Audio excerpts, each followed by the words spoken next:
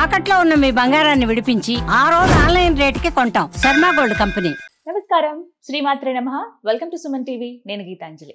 ప్రస్తుతం మనతో పాటు ఉన్నారు ప్రముఖ ఆధ్యాత్మికవేత్త శ్రీమతి డాక్టర్ భట్టిప్రోలు విజయలక్ష్మి గారు. వారితో మాట్లాడి శ్రావణ మాసం అనగానే మనకి ఎన్నో సందేహాలు వస్తూ ఉంటాయి. మరీ ముఖ్యంగా అమ్మవారి గురించి, అమ్మవారికి సమర్పించవలసినటువంటి నైవేద్యాలు కావచ్చు, ఆవిడకి పెట్టే వస్తువులు కావచ్చు, ఆవిడ అలంకరణ విషయంలో కావచ్చు, ఇలా ఎన్నో సందేహాలు. వాటన్నిటికీ వారి నుంచి సమాధానం మనం తెలుసుకుందాం.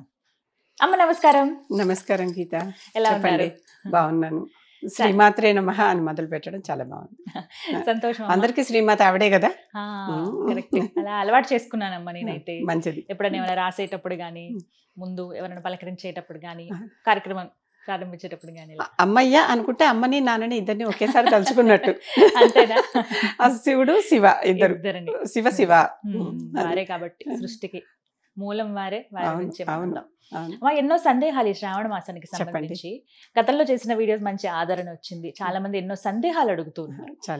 అందులో భాగంగా ఇంట్లో ప్రధానంగా మహాలక్ష్మి నివాసం ఉండేటువంటి స్థానాలు ఏంటి, ఇవి తెలుసుకోవాలనుకుంటున్నాము అని అడిగారు.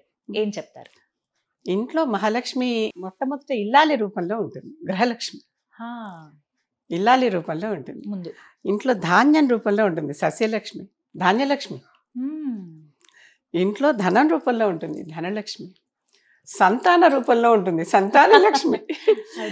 వారి విద్య రూపంలో ఉంటుంది. విద్యలక్ష్మి, విద్యాలక్ష్మి. అసలు లేనిదంటూ లేదు. వీరు సాధించినటువంటి అచీవ్మెంట్స్ రూపంలో ఉంటుంది విజయలక్ష్మి.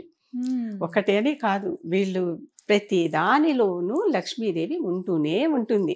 లక్ష్మి అంటే ఏంటంటే ఒక సర్వోన్నతమైన స్థితి. ఆ స్థితి ఎప్పుడు ఎవరు ఎక్కడ ఉంటారో అక్కడ. అంతేకాదు, మనుస్మృతిలో ఒకటి అంటారు, అందరూ మనుస్మృతి ఆడవాళ్ళని తక్కువ చేసింది అంటారు, కానీ చాలా తప్పది. పూర్తిగా చదవక లేకపోతే సంస్కృతంలోని అర్థాలని మనం అపార్థాలు చేసుకుని చెప్పినటువంటిది. ఎక్కడైతే నారీమణులు పూజింపబడతారో అక్కడే దేవతలు ఉంటారు. అక్కడ దేవతలు చక్కగా ఆనందంగా రమిస్తూ ఉంటారు. ఎక్కడైతే వీరిని ఏడిపిస్తారో అక్కడ ఎవరు కూడా సుఖంగా ఉండరు, దేవతలు అక్కడ ఉండరు అని చెప్పింది. కనుక స్త్రీ ఉండాలంటే ఇంట్లో ఏంటి, ముందర స్త్రీ చక్కగా ఇంటి ఇల్లాలు ఎవరైతే ఉన్నదో ఆవిడ చక్కగా సంతోషంగా సుఖంగా ఆనందంగా ఉండాలి. ఇంకా ఇంట్లో వస్తువుల్లో గడపలో లక్ష్మి ఉంటుంది. అందుకే గడపకి పసుపు పూసి బొట్లు పెట్టి మనం పూజ చేస్తామా? ఖచ్చితంగా. పండగలు వచ్చాయంటే ముందు చేసే పని అదే. ఇంట్లోకి అడుగు పెట్టేటప్పుడు మొట్టమొదటి స్థానం గడప. ఆ గడపలో లక్ష్మీదేవి ఉంటుంది. కొంతమంది అయితే మంగళవారం లేకుంటే శుక్రవారం గడప పూజ కూడా చేస్తారు. గడప పూజ అసలు గడప లక్ష్మీ వ్రతమో ఏదో గడప గౌరీ వ్రతమో వ్రతాలు కూడా ఉన్నాయి. ఆ విధంగా గడప అంటే ఫస్ట్ కాలు పెడుతూనే ఇంట్లో ఇల్లాల రూపంలో ఉన్నది, గడప రూపంలో ఉన్నది. అంతేకాదు పువ్వుల్లో ఉంటుంది, పాలల్లో ఉంటుంది. ఇంట్లో ఉన్న ధాన్య రాసులు, రకరకాల పప్పులు అన్ని పెట్టి చేర్చుకుంటాం కదా, వాటిల్లో లక్ష్మి ఉంటుంది. అందుకే అవి ఎప్పుడు అయిపోకూడదు. పూర్తిగా అయిపోయాక తెచ్చుకుంటాం అనకూడదు ఏ వస్తువుని, ముఖ్యంగా ధాన్యాల విషయంలో. కొంచెమైనా ఉంచుకున్నప్పుడు తెచ్చుకోవాలి, ఎందుకంటే మొత్తం అయిపోయింది అన్నట్టు ఉండకూడదు. పసుపు కుంకుమల్లో ఉంటుంది, గంధంలో ఉంటుంది, సుగంధ ద్రవ్యాలన్నింటిలో ఉంటుంది. అందుకే పన్నీరు పెట్టి పూజ చేస్తాం అమ్మవారికి. వీటన్నిటిలో ఉంటుంది. అసలు ఇంకా అమ్మవారి విషయాల్లో అశ్వాల్లో ఉంటుంది. అందుకని ఇంట్లో ఈ గుర్రాల బొమ్మలు పెట్టుకునేటటువంటి శ్రీ సూక్తంలో మొట్టమొదట్లోనే అశ్వపూర్వం రథమధ్యాం హస్తినాద ప్రబోధిని అనేటటువంటి ఒక ఇది ఉంది, స్టాంజా ఉంది. అశ్వాన్ని ముందర పెట్టుకుని దాని మీద ఆవిడ వెనకాల రథంలో కూర్చుని పక్క నుంచి అటు ఇటు హస్తి అంటే ఏనుగులు సౌండ్ చేస్తూ ఉన్నప్పుడు అటువంటి రూపంలో లక్ష్మీదేవి ఇంట్లోకి వస్తుందట. దానికోసమనే ఇక్కడ ఇలా పెట్టాను చూడండి ఒక్కసారి. కరెక్ట్. గుర్రాలు ఉన్నాయి, అలాగే ఏనుగులు ఉన్నాయి, వెనకాల లక్ష్మీ అమ్మవారు ఉంది. ఇంట్లో కొల్హాపురి మహాలక్ష్మి అమ్మవారి విగ్రహం ఉందండి, మీకు విజువల్ లో చూపిస్తాను చూడండి ఎంత చక్కగా ఎలా పెట్టారో. ముందుగా గుర్రాలు, పైగా హస్తి అంటే ఏనుగులు, ఆ పైగా కొల్హాపురి లక్ష్మీ అమ్మ. అది ఎప్పుడు అలా కావాలనే దానికి సాంకేతికంగా పెట్టుకున్నాం అనమాట. అంటే అసలేంటి, అమ్మవారు చక్కగా అశ్వాలను పూజించినటువంటి రథం ఎక్కి ఉంటుంది. ఆ ఏనుగులు అటు ఇటు చేరి అమ్మకి తొండాలెత్తి ఆవిడకి నాదం చేస్తూ ఆవిడని కీర్తిస్తూ ఉంటాయి. అటువంటి పరిస్థితి గజలక్ష్మి. ఆవిడని అభిషేకం చేస్తూ ఉంటాయి చక్కగా. ఆవిడ సముద్రంలో నుంచి వచ్చిందని చెప్పుకుంటాం కదా, ఆవిడకి అభిషేకం గుర్రాలు పెట్టుకుంటే అందులో లక్ష్మి ఉన్నట్లే. హాల్లో గుర్రాలు ఉన్నప్పుడు ఇవన్నీ ఈ మంచి చక్కటి సంకేతాలు అన్నమాట ఇంట్లో. కొన్నిటిని పెట్టుకుని కొన్నిటిని పెట్టుకోకుండా. అలా కాకుండా ఇలాంటివన్నీ లక్ష్మీ స్వరూపాలు. ఇంకొక మాట అడుగుతాను. అడగచ్చు. కామన్ గా మనం చూస్తూ ఉంటాం కదా, చీపురికి అలాగే చాటకి రోలు రోకలి పూజ చేస్తామా, పొయ్యి మీద కూడా పూజ చేసి మొదలు పెడతాం కదా.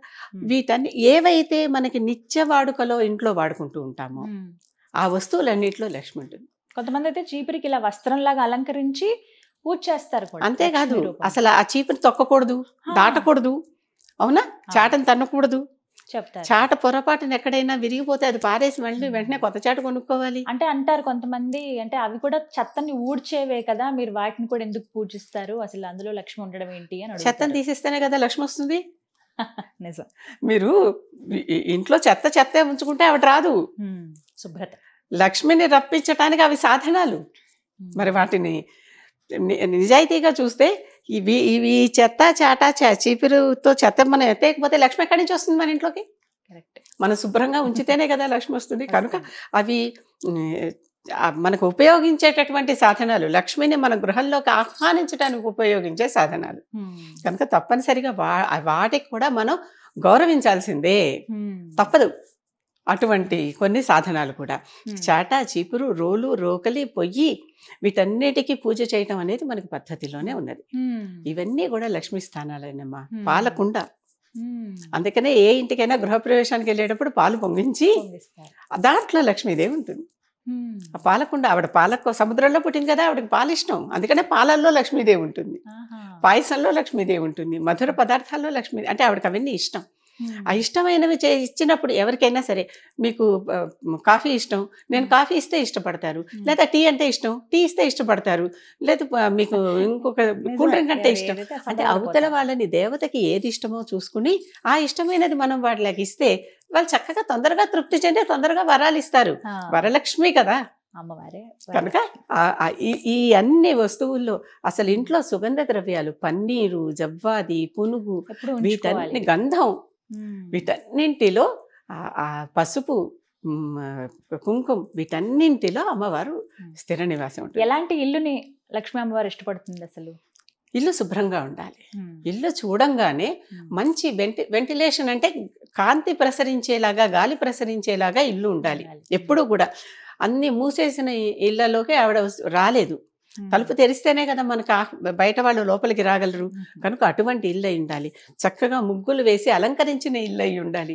ఆవిడ ముగ్గులంటే ఇష్టం, అందుకనే ముగ్గుల మీద మనం చక్కగా పువ్వులు చల్లటం, గొబ్బిళ్ళు పెట్టడం, అది కూడా లక్ష్మినే. సంక్రాంతి లక్ష్మి పూజ అది అక్కడ ఆ టైంలో, కనుక పెట్టడం, ఇవన్నీ చేస్తూ ఉంటాం. అలా చక్కగా ఇల్లంతా రంగవల్లికలతో అలంకరించి శుభ్రంగా. ఒక చిన్న మాట చెప్తా. శ్రీకాళహస్తి అని ఆ ఊరు పేరు. అక్కడ చక్కగా కాళహస్తీశ్వరుడు ఉన్నాడు, వాయులింగం. ఆయనని పూజించిన వాళ్ళు శ్రీ, కాళము, హస్తి. కాళము అంటేనేమో పాము, హస్తి అంటే ఏనుగు, అవి రెండు ఆ కథ వేరే. శ్రీ కూడా పూజించింది. శ్రీ అంటే సాలెపురుగు. సాలెపురుగు రోజు ఈయనకు అసలు ఏమీ లేకుండా పాపం ఇలా గాల్లో ఉన్నాడని దానికి చేతనైనట్టుగా రోజు ఆయన చుట్టూ గూడు కట్టేది, సాలెగూడు. ఈ ఏనుగు చేసిన అభిషేకంలో అదంతా ఎప్పటికప్పుడు చెదిరిపోతూ ఉండేది. తర్వాత ఈ 3 జంతువులకి ఆయన మోక్షం ప్రసాదించాడు, శ్రీకి, కాళానికి, హస్తికి, మూడిటికి. అంటే సాలెపురుగు కూడా ఆయన భక్తిలో ఆయన్ని తరించింది. కనుక శ్రీ అంటే సాలెపురుగు. ఆ సాలెపురుగులు అందుకని చంపద్దు, తీసేయండి, కానీ బూజులు అవి పట్టినప్పుడు చంపద్దు అంటారు. ఎందుకంటే అది లక్ష్మీ స్వరూపం. ఆయన చుట్టూ చక్కగా చిన్న చిన్న సెంటిమెంట్లు ఉంటాయేమో మనకి. సాలెపురుగు ఏదైనా కొత్తగా బట్టల మీదకి వస్తే కొత్త బట్టలు వస్తాయి, ఎందుకంటే అది మంచి శకునం గనక సాలెపురుగే మంచిది అంటున్నాం కనుక. అదే మళ్ళీ ఇతరత్ర వేరే చెప్పలేదు కనుక దానికి ఆ శుభస్థానం ఉన్నది. కనుక ఎక్కడెక్కడ లక్ష్మీదేవి ఉంటుందంటే ఇక్కడెక్కడ లక్ష్మీదేవి ఉంటుంది. అలాగని సాలెపురుగుల్ని పెంచి పోషించాలని నా ఉద్దేశం కాదు. కానీ సాలెపురుగు ఇంట్లో ఇతర డస్ట్ మైట్స్ ఏముండవు, అది తినేస్తుంది. కరెక్ట్. అది తినేస్తుంది. అవి శుభ్రపరిచేది కూడా కొన్ని రోజులు చూసి తీయమంటారు, అలా ఎప్పుడు పడితే అప్పుడు షైన్ ఇవ్వరు. అది ఈ రకంగా గుడ్లగూబ అమ్మవారికి వాహనం కనుక అది కూడా చాలా మంచి శుభశకునమే. గబ్బిలం కాదు, మళ్ళీ అదొక చాలా భయం. మంది గబ్బిలానికి గుడ్లగూబకి కన్ఫ్యూజ్ అవుతూ ఉంటారు. గబ్బిలం కాదు, గుడ్లగూబ అమ్మవారికి వాహనం. గుడ్లగూబ సాధారణంగా ఇంట్లోకి రాదు కదమ్మా. ఎందుకంటే అవి నక్టర్నల్ బర్డ్స్ కనుక ఇంట్లోకి చీకటి సమయంలో వస్తే ఎట్లా ఉంటాయి, ఎందుకంటే రాత్రిపూట తిరిగేటటువంటి వాటికి పగలపూట తిరిగేటటువంటి వాటికి తేడా ఉంది కదా. అందుకని మనం వాటిని వేరేగా చూస్తాం, కానీ రాత్రిపూట కూడా అది అమ్మవారికి సేవ చేస్తూనే ఉంటుంది. అది ఈ ఇంట్లో ఈ వస్తువులన్నింటిలో, ఈ పదార్థాలన్నింటిలో, ఈ ప్రాంతాలన్నింటిలో ముఖ్యంగా మూలలు ఇల్లు శుభ్రం చేసుకునేటప్పుడు కార్నర్స్ చాలా శుభ్రంగా ఉంచాలి. ఎప్పుడు సాధారణంగా అందరూ మధ్యలో ఊడ్చేసి కార్నర్స్ లో చెత్త ఉంచేస్తారు, ఊడవరు, ఎందుకనో తెలియదు. చాలా మంది ముఖ్యంగా పని వాళ్ళు కార్నర్ హడావిడి పని సమయం ఆ కార్నర్ శుభ్రంగా ఉంచితే అక్కడ లక్ష్మీదేవి స్థిర నివాసం ఉంటుంది. అందుకనే ఇప్పటికీ కూడా ఫలానా చోట రాగి చెంబులో నీళ్లు పెట్టి అక్కడ పెట్టండి అని ఇలాంటివి కొన్ని చెప్తున్నారు చూడండి. ఎందుకంటే కార్నర్స్ శుభ్రం చేసుకునేటటువంటి పద్ధతి, అక్కడ దేవత నివసిస్తుంది అనేటటువంటి విషయం అందరికీ తెలియాలి. ఏదో ఒకటి చెప్తారు, చెప్పి దాని ద్వారా అలవాటు చేసుకుంటారు. నిజంగానే ఎవరికైనా ఇచ్చేటప్పుడు, తాంబూలో ఇచ్చేటప్పుడు మహాలక్ష్మిగా భావిస్తూ పసుపు కుంకుమ గంధం ఇవన్నీ కల్పిస్తున్నాము అంటే వారిని మనం లక్ష్మీదేవిగా భావిస్తున్నాం. చాలా చక్కగా చెప్పారు. అసలు ఎన్నో సందేహాలు ఇవన్నీ చూస్తే అమ్మో మన ఇంట్లోనే లక్ష్మమ్మ ఉంది కదా, మనం ఉంచే తీరు బట్టి ఉంటుంది అంతే. మనం ఉంచుకునే తీరుని బట్టి, ఉండే తీరుని బట్టి చక్కగా వివరించారు. ధన్యవాదాలు. నమస్కారం.